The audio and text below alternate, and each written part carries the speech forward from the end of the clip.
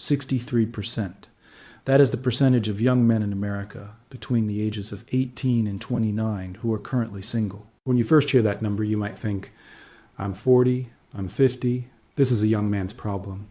You would be wrong. This statistic is the canary in the coal mine. It represents the collapsed market that every divorced man is about to re-enter. And it represents the future that your sons are currently drowning in. When 63% of the entry-level market has failed, the entire economy is broken. While the world argues about red flags, ghosting, and the latest viral dating trends, the fundamental economy of human connection has quietly collapsed. We are not witnessing a bad dating market. We are witnessing a total market failure. This is a structural collapse that has happened exactly twice in history before. Each time it occurred, it followed the exact same pattern, the exact same sequence of behaviors, and led to the exact same devastating outcome. We are now living through the third occurrence. This is the story of the great decoupling. And to understand where we are going, we first have to look at a terrifying experiment from the past that predicted our exact future. In 1968, a nephrologist named Dr. John Calhoun built a world.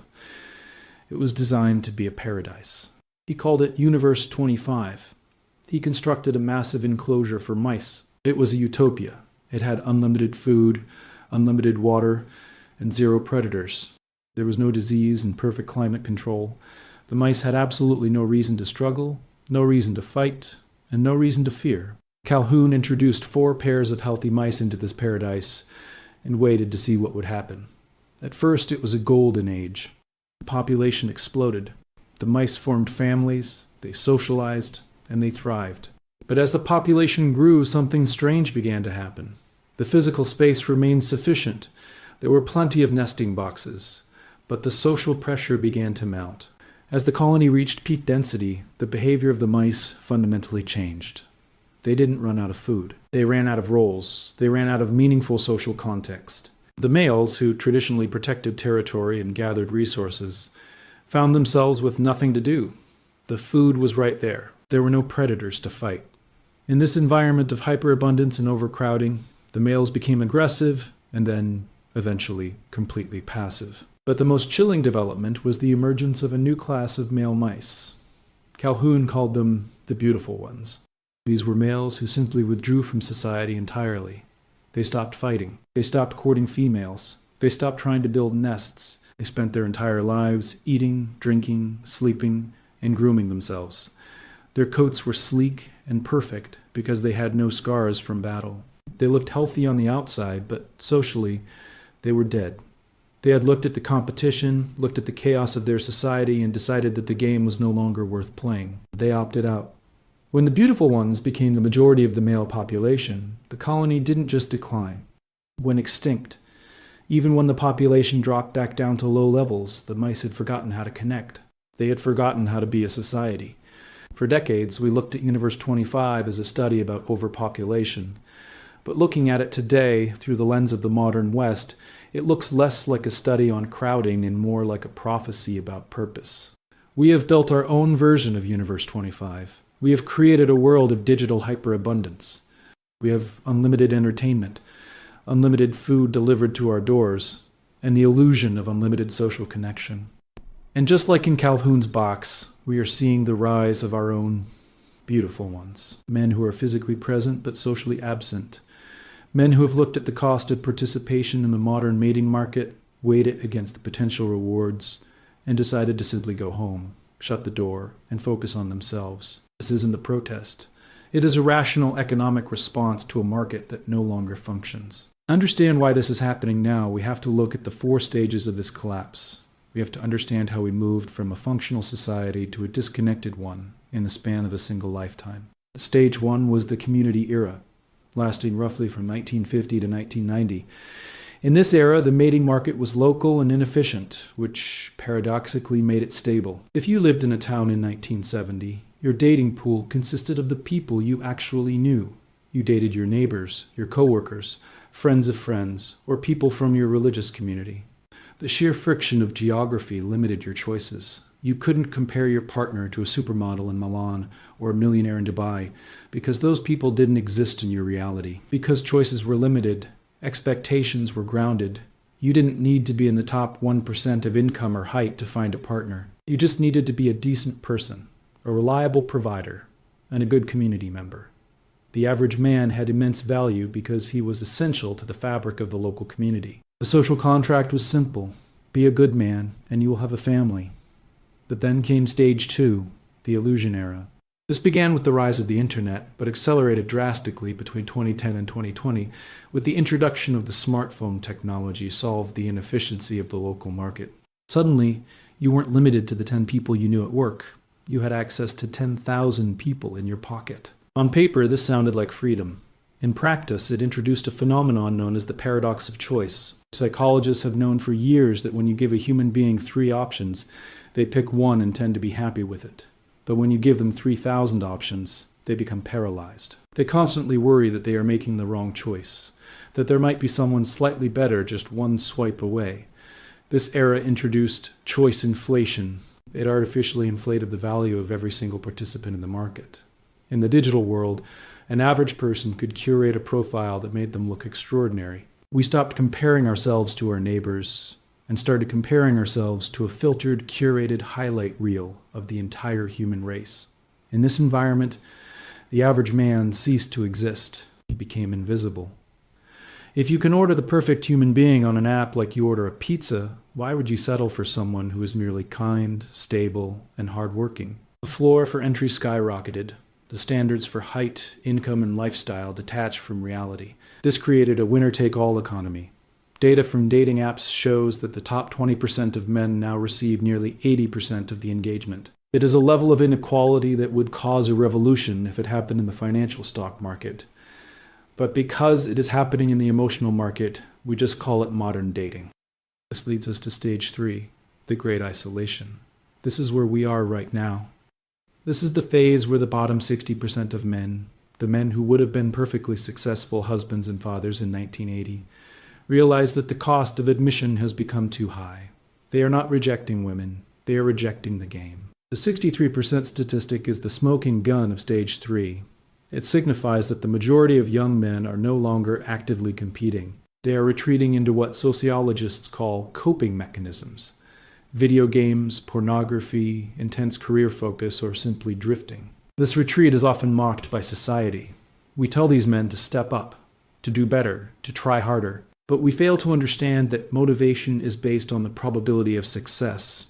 If you play a game 10 times and lose 10 times, you don't play harder the 11th time. You stop playing. The average young man today looks at the landscape and sees a minefield. He sees the social risk of approaching women in public.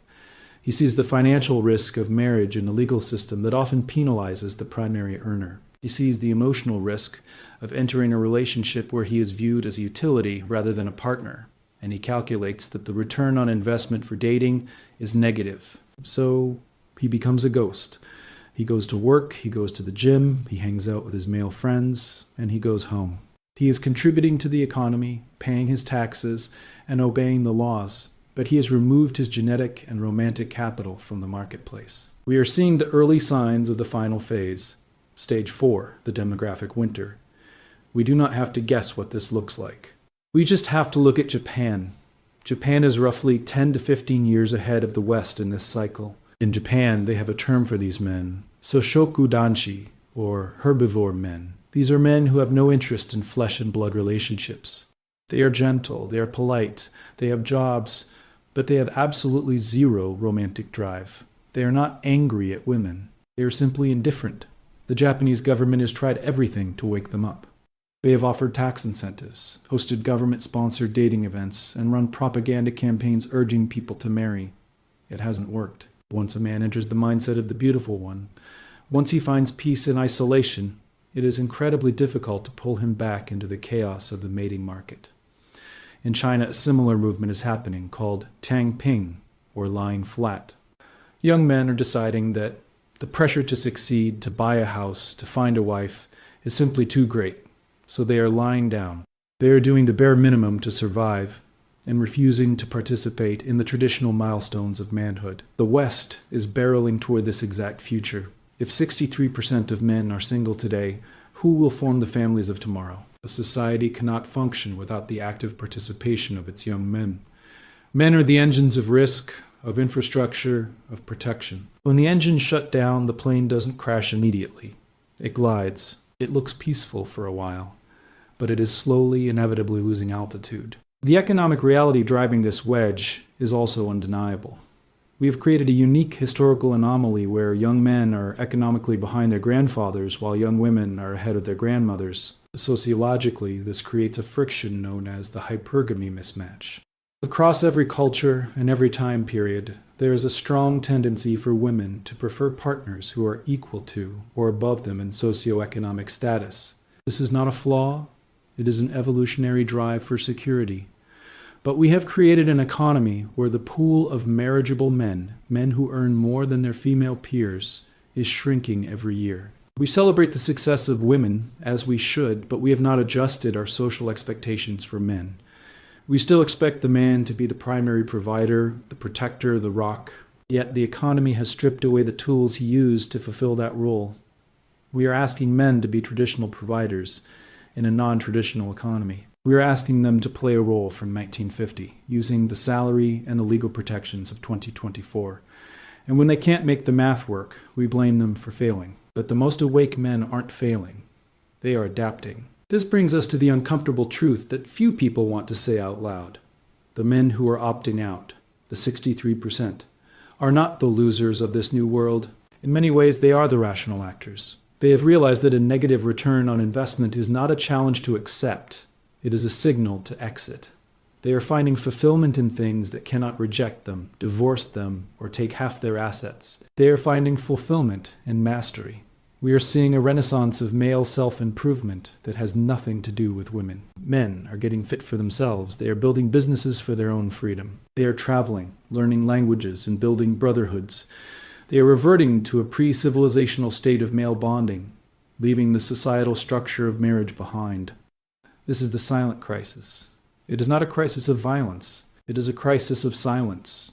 It is the sound of millions of doors closing and locking. It is the sound of a generation quietly resigning from the contract of society. So, where does this leave us? Is this the end of the road? History shows that these cycles do eventually correct, but the correction is often painful. In Rome, the correction was the collapse of the empire and the resetting of the entire social order. In Universe 25, there was no correction, only extinction. But you are not a mouse in a box. You are a human being with agency. You have the power to choose how you navigate this collapse. For the men watching this, the answer is not anger. Anger is just another form of attachment. Being angry at the dating market is like being angry at the weather. It serves no purpose. The rage that we see online is just the bargaining stage of grief. It is men screaming at a world that is no longer listening. The true solution is stoicism. It is acceptance. It is looking at the reality of the 63% statistic and acknowledging that the game has changed. The smartest men are not protesting in the streets. They are building their own arcs. They are focusing entirely on the things within their control. Their health, their competence, their finances, and their mindset. They are becoming the beautiful ones, not out of weakness, like the mice, but out of strength. They are realizing that a man's value is not defined by his relationship status.